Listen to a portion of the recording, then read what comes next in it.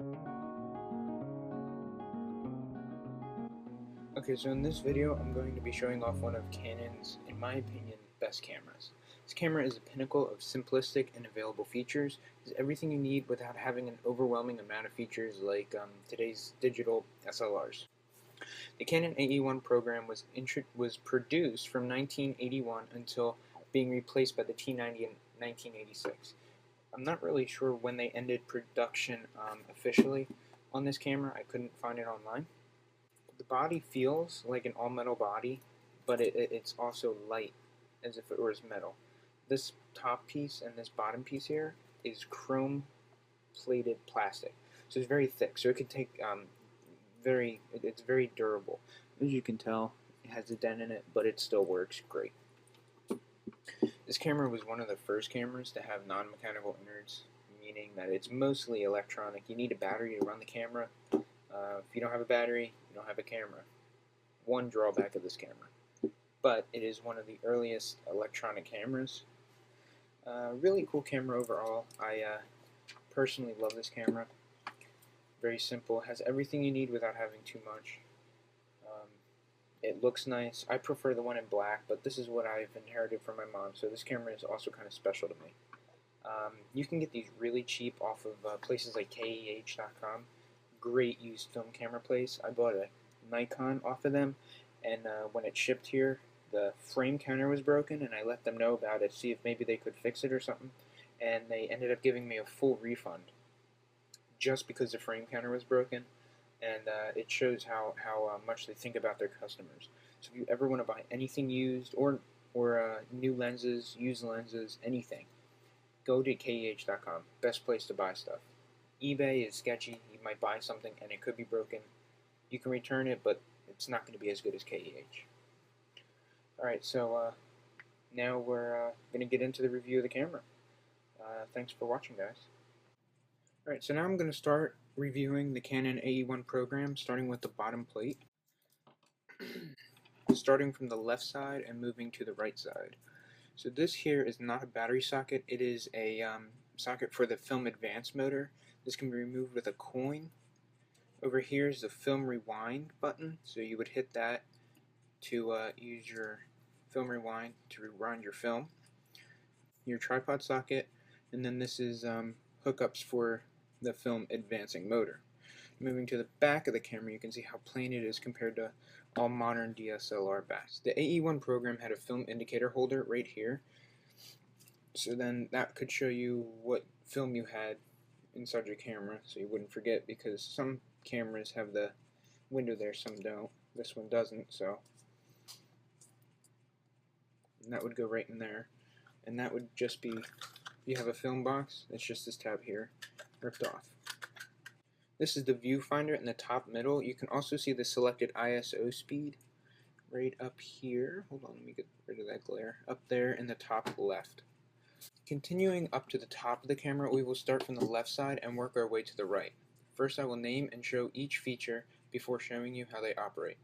This is the film rewind knob, also used to open the back of the camera. I'm not going to do that here because I have film in the back. The silver button here is pushed to adjust your ASA, which you would press this, move this lever either way while looking over here to figure out what your ASA is. The black button here is to check the battery and cancel the self-timer mode. Top of the pentaprism is the standard hot shoe flash sync. On the AE-1 program, the flash sync speed is 1/60th of a second, marked with a white lightning bolt on the shutter speed dial.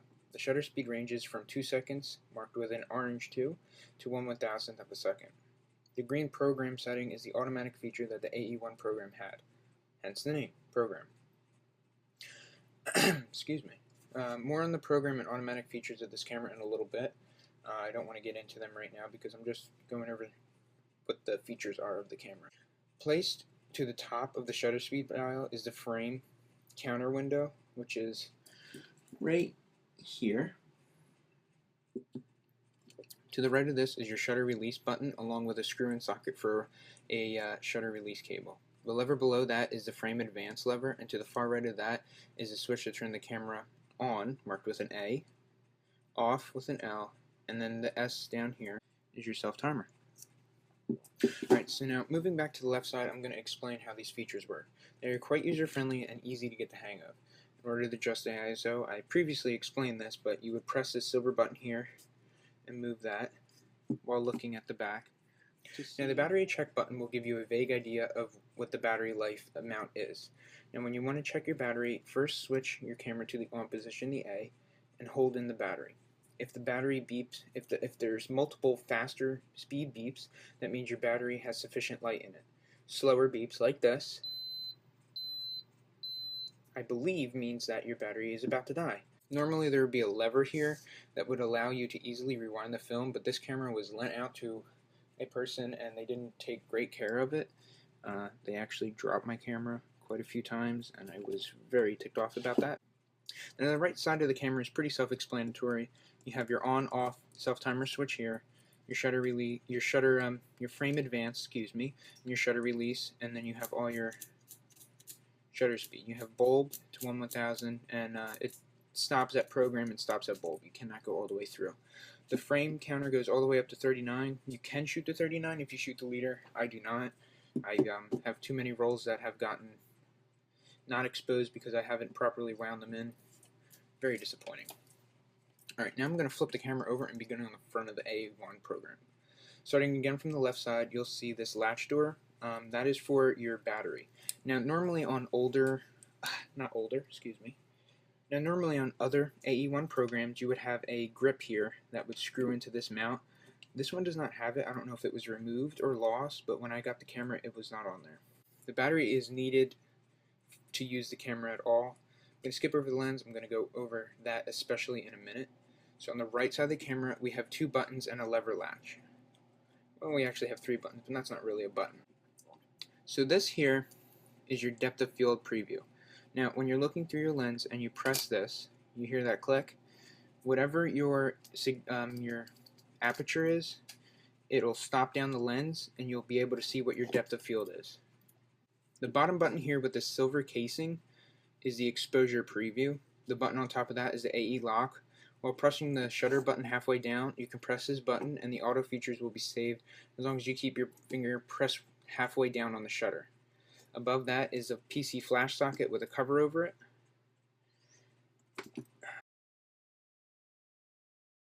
Alright, so now onto the lens.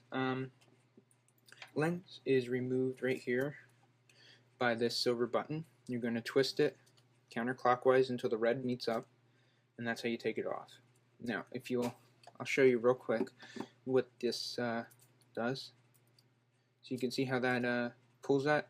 Now you never want to mount a lens when that red button's showing. You always want to mount it with that closed and locked, and with that not showing. Okay, so now you're going to line up your red dots. This is probably one of my favorite lens mounting systems. It's very simple, very easy to get a hang of. And you have your focusing ring here, pretty self-explanatory. You have 1.8 to 22, one of my favorite 50mm lens that I own. And then in order to get to your automatic function, which it means it's a aperture priority, you would press the button right here next to it, twist it, and then you're locked into aperture priority. A lot of people like this camera because of the program and aperture, which means you can completely shoot it not manually. You can completely shoot it without doing anything. Let the camera take the pictures for you. A lot of people don't like this camera for that reason. I don't mind it, but I usually shoot this camera manually and it takes beautiful pictures. I have 2 pictures that I really like that I took with this camera recently. I just got them developed.